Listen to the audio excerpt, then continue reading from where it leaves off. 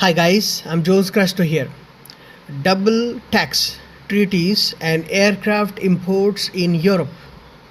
When buying or importing an aircraft into Europe, taxes like VAT, and customs duties can be very high. To reduce this burden, countries use double tax treaties, DTTs.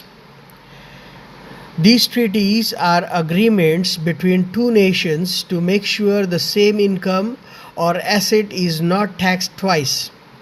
For aircraft owners, this means if the plane is registered or leased through a country that has a treaty with an EU nation, the import taxes may be reduced or avoided. Common hubs include Ireland, Luxembourg, and Malta, which have wide treaty networks with EU states.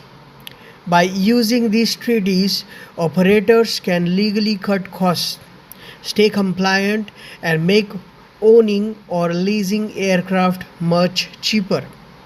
This is why DTTs are a key tool in European aviation finance. Join us on YouTube for elite insights into global M&A, high-value aircraft and vessel trades, luxury real estate, defense intelligence, and energy deals.